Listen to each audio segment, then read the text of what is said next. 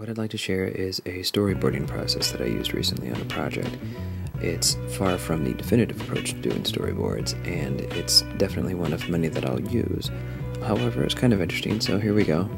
This is a rough scene, and a very, very rough scene at that. It was presented to the client.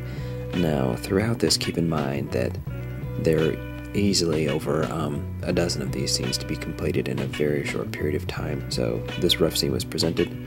The client made a few minor revisions on it, but what I'd like for you to pay attention to is the monitor on the character's desk. Now, another individual is doing a series of animations, and that individual will then drop those animations onto that monitor. Now, the monitor needs to be 1024 by 768 aspect ratio, so that when they drop the animations in, there's no adjustments necessary, just a minor skewing. The key here is that it's skewed, but there's zero perspective in it. If there were perspective, it would be a little awkward in this situation.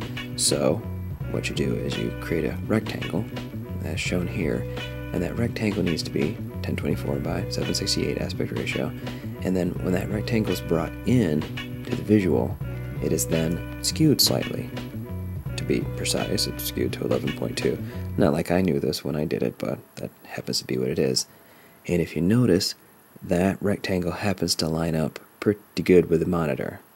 I don't think I can do that twice, and it's luck, and I was pretty happy with that. So now, print this out, throw it on the light box, and then do a refinement of the scene, as shown here. Now this refinement, again, is very fast, and unfortunately there's no time to ink any of this. It has to remain in pencil, so a little bit of brightness and contrast in Photoshop will work wonders, and it will never come close to making it look inked. Again, race against time, so this is taken in Photoshop, brightness and contrast, tweaked a little bit, and then the painting begins. And the painting begins the furthest point away, and then I tend to move forward from there. So here's the walls, that's all in one layer, the walls and different elements on those walls, this layer, and from there continue paint the characters.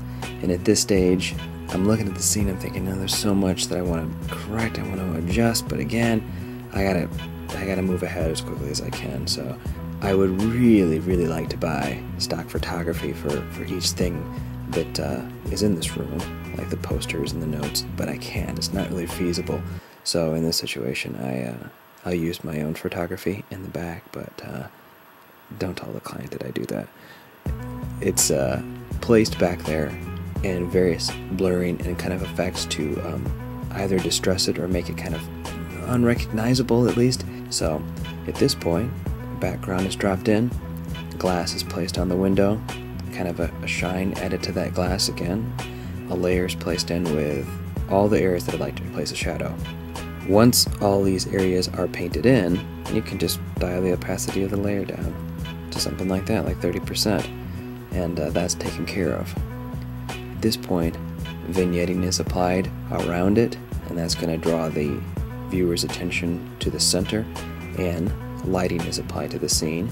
This light, simple grading effect coming in from the windows, but then the last touch would be an adjustment layer added, and that adjustment layer, I prefer the photo filter adjustment layer. I think that works best, but once in a while I'll use hue and saturation, and that is very revision friendly.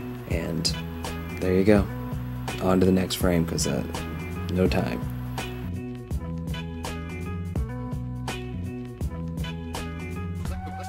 Good night, it's been charming.